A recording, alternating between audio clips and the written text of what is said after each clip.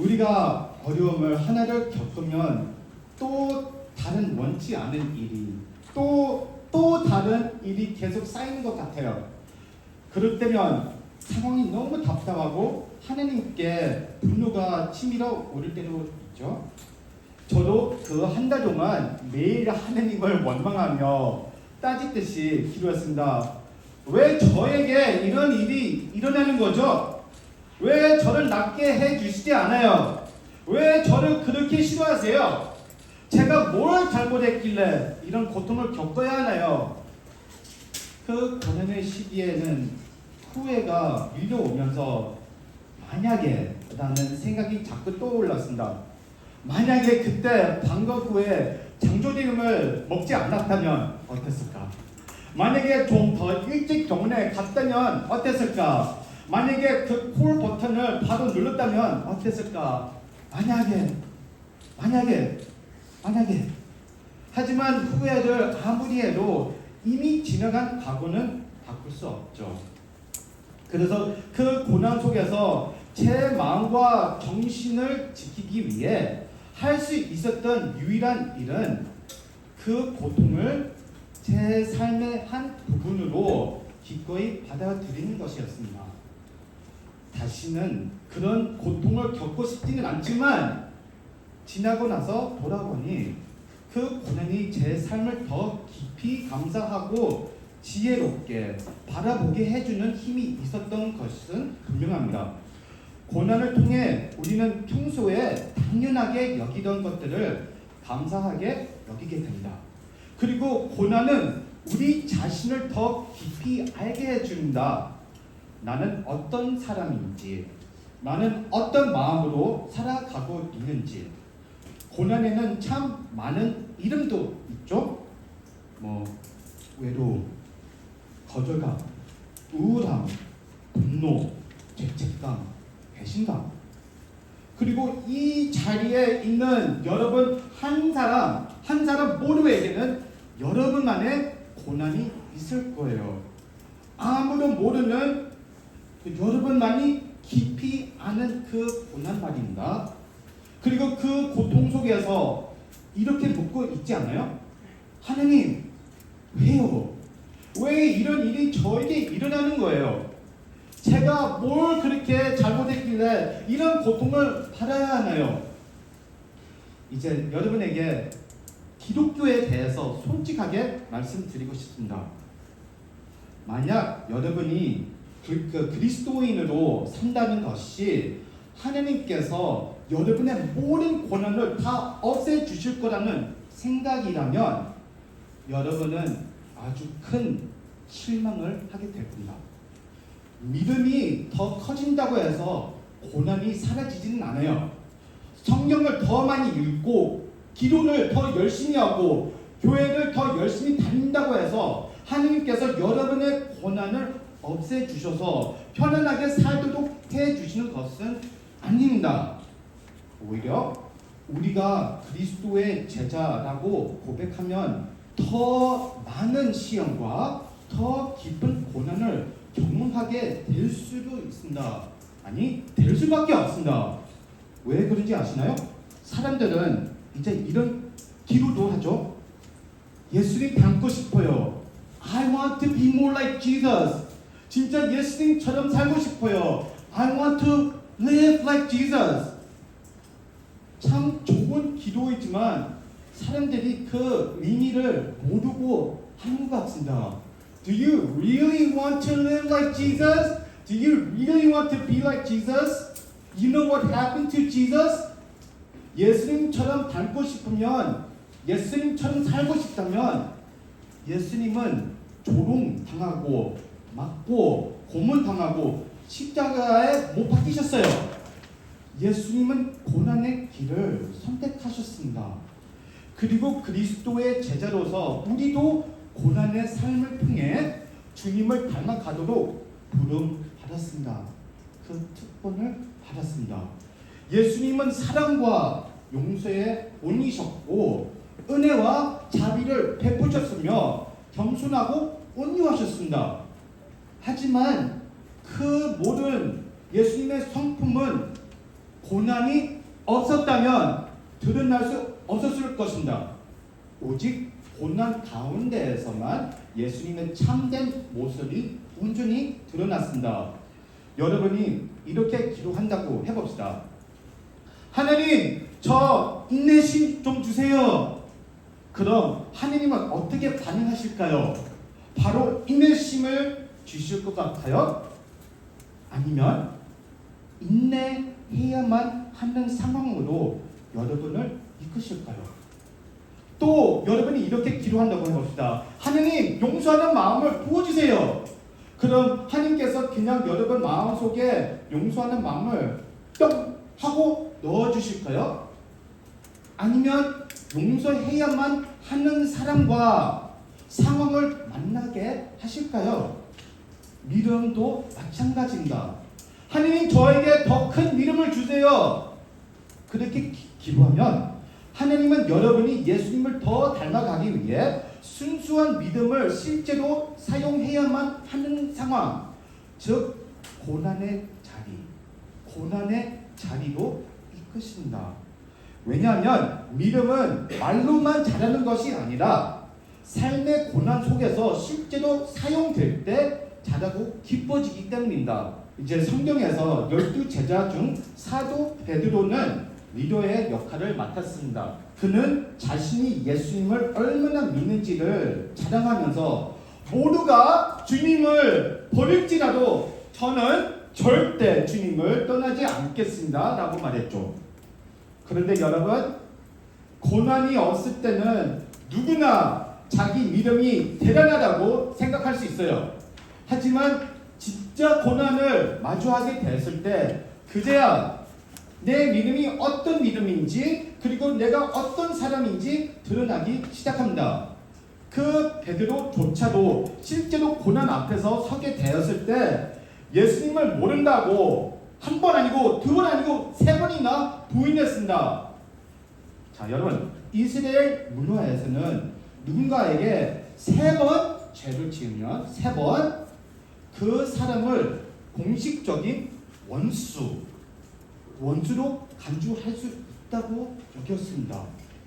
그러니까 베드로가 예수님을 세 번 부인했다는 것은 결국 자신을 예수님의 원수로 선언한 것이나 마찬가지였던 것입니다. 이제 고난 앞에서 베드로는 철저히 무너졌습니다. 자신의 믿음이 말만큼 강하지 않았다는 사실을 깨닫고 깊은 수치심에 빠졌습니다. 그리고 그 부끄러움 속에서 베드로는 예수님께로부터 완전히 도망쳐버렸습니다. 그런데요, 예수님께서 십자가에 달려 죽으시고 3일 만에 다시 살아나신 후 그분이 제일 먼저 찾으신 사람이 누구였는지 아세요? 바로 베드로였습니다. 그리고 예수님은 베드로에게 물으셨습니다. 네가 나를 사랑하느냐? 그 질문을 세 번이나 반복하시는데 이유가 있었습니다. 베드로가 세 번이나 예수님을 부인했던 그 순간들, 그 아픈 기억 하나하나를 용서하시고 덮으시기 위해 예수님은 세 번 물으신 거예요. 예수님은 우리가 고난 속에서 하나님께 서운해하고 불평하고 때로는 믿음 없이 말하고 행동할 때조차도 그런 우리의 마음을 예수님 다 이해해 주십니다. 그리고 예수님은 여전히 우리를 찾아오신다. 다시 묻고 다시 품어주시고 다시 회복시키신다. 그 이후로 베드로는 고난의 길을 믿음으로 걸어갔습니다. 하지만 두려워하지 않았습니다. 왜냐하면 예수님이 자기와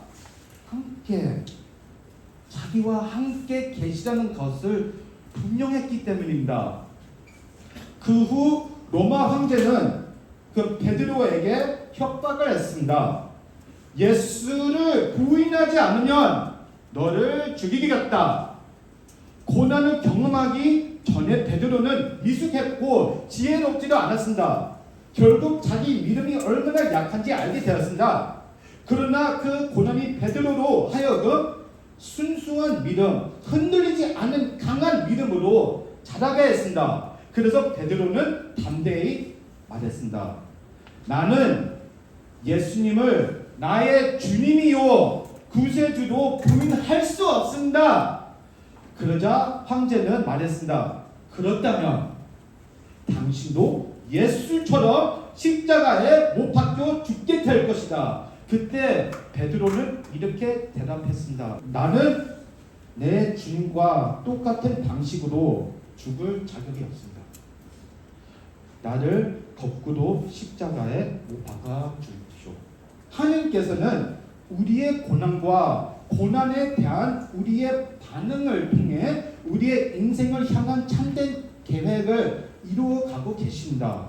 그래서 앞으로 여러분이 기도할 때 하나님 이 고난을 잘 버티게 해주세요 라고만 기도하지 말고 이렇게 기도해 보세요. 주님, 이 고난을 통해 제가 무엇을 배우길 바라시나요? 이 고난을 통해 주님의 계획을 보여주세요. 여러분 그렇게 기도하면 하나님께서 반드시 여러분에게 보여주실 것입니다. 하나님께서 여러분에게 고난을 겪으면서도 억지로 웃고 행복한 척 하라고 하신 건 아닙니다. 하지만 하나님은 여러분이 그 고난 속에서도 그 고난이 헛된 것이 아님을 믿고 그분을 끝까지 신뢰하기를 원하신다. 하나님의 계획이 항상 선하다는 믿음 안에서 우리는 고난 중에도 언제나 기쁨을 찾을 수 있습니다. 이제 베드로전서 1장 6절에서 7절 말씀을 함께 읽겠습니다. 그러므로 기뻐하십시오. 눈 앞에 있는 여러 가지 어려움으로 인하여 지금 당장은 힘들고 괴롭겠지만 여러분 지금은 힘들고 괴롭겠지만 여러분 꼭 기억하세요. 이 시험들은 여러분의 믿음이 얼마나 강하고 순수한지 알아보기 위한 것일 뿐입니다. 순수한 믿음은 금보다도 훨씬 귀합니다. 금은 불에 의해 배려되기는 하지만 시간이 흐르면 다 벗어지고 마는 것입니다. 하지만 여러분의 순수한 믿음은 예수 그리스도께서 다시 오실 그날의 칭찬과 영광과 존귀를 가져다 줄 것입니다. 아멘. 금과 마찬가지로 하나님께서는 우리의 믿음을 정금처럼 단련시키시길 원하십니다. 그런데 하나님께서 어떻게 우리의 믿음을 단련시키시는지 이해하려면 먼저 대장장이가 금을 어떻게 정련하는지를 알아야 합니다. 이제 24 karat gold이라는 말을 들어본 적 있죠, 여러분? 그 24 carat은 가장 순수한 금을 뜻합니다. 하지만 금은 원래 상태로 있을 때는 다른 금속이나 그러니까 불순물이 섞여 있습니다. 이렇게 생겼습니다. 그래서 금을 순수하게 만들려면 매우 높은 열로 뜨겁게 가열해야 합니다. 이 과정을 refining process이라고 합니다. 여러분 따라하세요. refining process. 금은 높은 열을 견딜 수 있기 때문에 불순물들은 타서 사라지고 다른 금속들은 표면으로 떠오르게 된다. 금이 순수해지려면 그 대장장이가 그 떠오르는 불순물들을 하나하나 걷어내야 합니다. 그리고 이 과정을 refiner's fire라고 부르며 여러분 따라하세요. refiner's fire. 몇 시간 동안 수없이 반복해야만 진짜 순금이 만들어질 수 있습니다. 그렇게 금이 refiner's 과정을 거쳐 완전히 정련되고 나면 처음 금액 60% 이상이 사라지고 남은 것이 진짜 순금이 되는 것입니다. 바로 이것이 하나님께서 우리에게 하시는 일입니다. 하나님은 refiner's fire 가운데서 우리를 정련하시며 우리의 고난을 사용하셔서 우리 삶 속에 있는 모든 죄와 필요 없는 것들을 제거해 주신다. 그래서 고난은 저주가 아니라 우리에게 정말 귀한 특권입니다. 10년 전 목사님은 두라노라는 기독교 출판사에서 이제 어린이 큐티 예수님 좋아요라는 책의 편집장으로 사역했습니다. 그 일을 통해 미국에 살고 있는 에이바 리라는 한 소녀를 알게 되었습니다. 에이바의 삶을 정말 특별해서 2016년 9월에 에이바와 인터뷰를 진행했고 그해 11월에 그녀의 간증을 출간했습니다.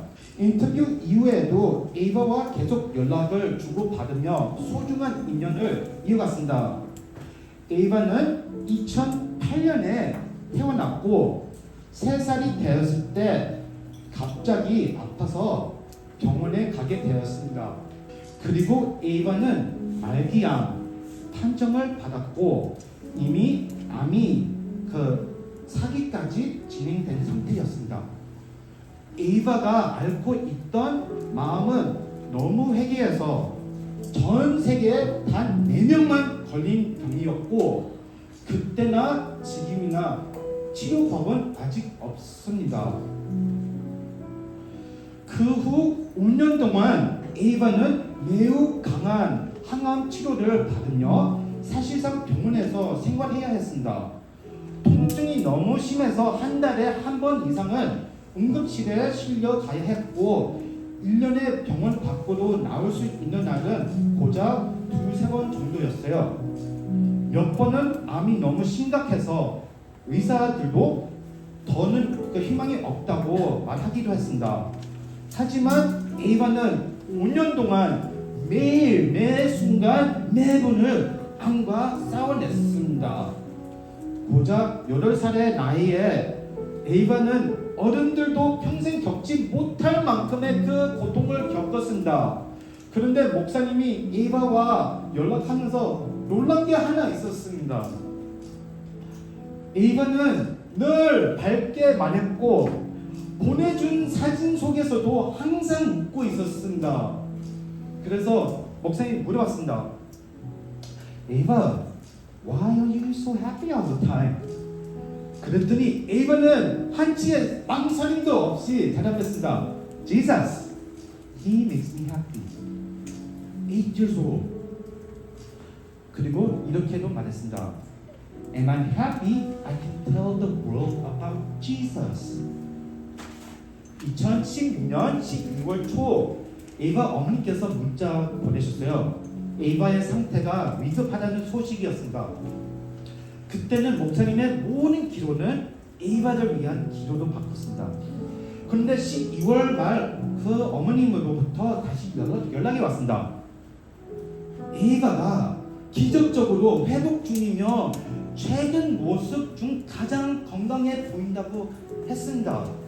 이제 며칠 뒤 2017년 1월 1일 새해가 막 시작되고 조금 지난 새벽 에이바는 부모님 곁에 누운 채 이렇게 말했습니다.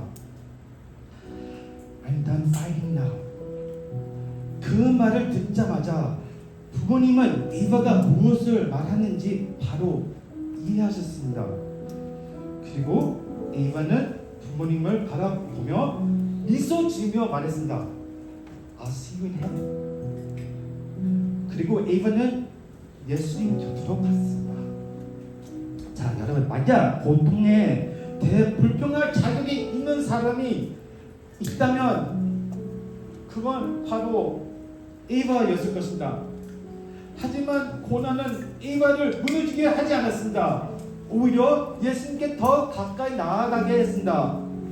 하나님께서 그 순금처럼 에이바를 정련하고 계셨던 것입니다. 그리고 어린아이였지만 에이바는 벌써 삶에서 가장 중요한 것이 무엇인지 깨닫고 있었어요. 그것은 바로 예수님과의 인격적인 관계였습니다.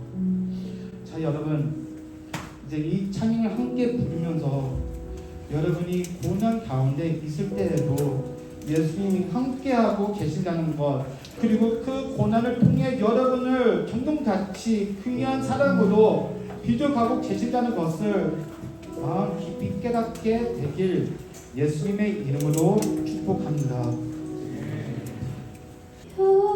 Purify my heart, let me be as gold and precious silver, pure.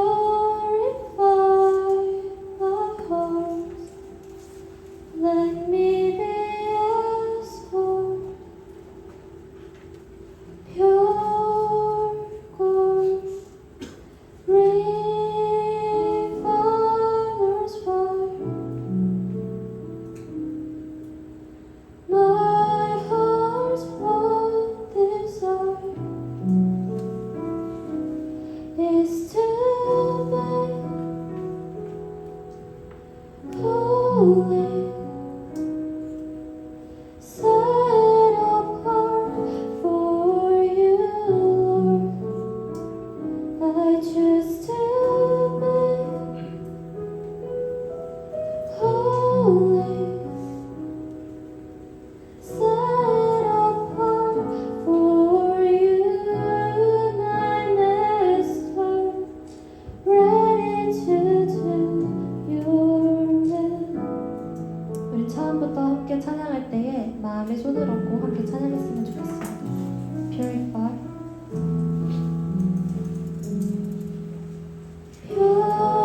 Purify my heart. Let me be as gold, and precious silver. Purify my heart. Let me be as gold, pure gold, refiner's fire. My heart's one desire is to be